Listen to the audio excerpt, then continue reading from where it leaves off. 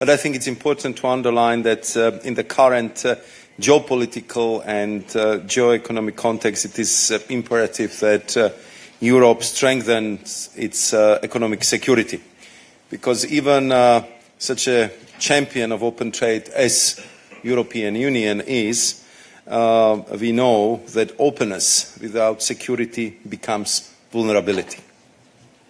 Around the world, trade is being weaponized. Supply chains are under pressure, and some players are targeting strategic technologies. Export restrictions, state-backed overcapacities, and strategic choke points are turning economic dependency into the political pressure. And this hits out our companies every single day. Their operations, their competitiveness, and their ability to stay ahead. Today's proposal shows the EU is shifting into a higher gear, taking the 2023 European Economic Security Strategy further, promoting our competitiveness, protecting our critical assets, and partnering with like-minded allies are no longer three separate tracks. They form one integrated effort. Every tool must do all three at once: promote, protect, and partner. We have identified 6 high-risk areas that need immediate attention. For instance, strengthening supply chains and fixing choke points in critical goods and services before they can hurt us.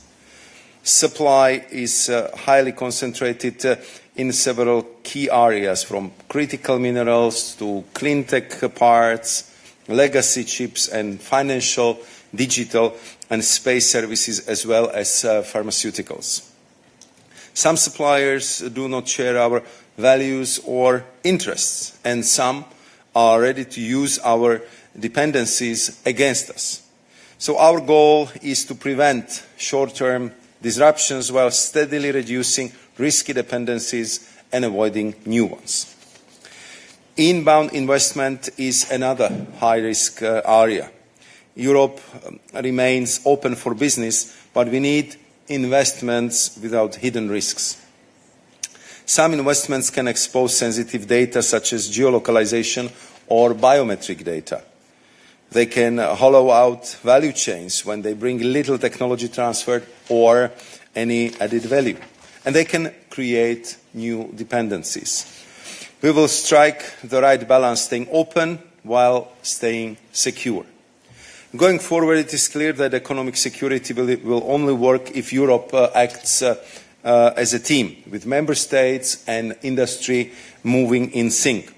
And to support this, we propose a new economic security information hub with real-time monitoring of market shifts and supply diversifications, mapping of high-risk entities, and helping check eligibility for EU funding and procurement. We also suggest that each member state appoints a national economic security advisors, and that we create a trusted advisory group of EU business representatives. Industry must also factor in a price premium for medium-term security. Policy action alone is not enough, and business must therefore play their part too. But we will also go further, first by sharpening the tools we already have, for example, by prioritizing support for companies, reducing foreign dependencies in critical sectors and technologies, strengthening FDI screening by providing guidance on cumulative risks across multiple investments, and using customs tools from tariff suspensions to quotas to boost the competitiveness of EU firms. Second, we will develop new measures, for instance, to counter unfair trade and global market distortions, including state-driven overcapacity. Encourage high-risk sectors to rely on at least 2 alternative suppliers, and explore how public procurement in specific strategic sectors can drive EU industrial leadership and reduce risks. To conclude, let me reiterate that Europe will continue to champion open trade and global investment, but our openness must be backed by security.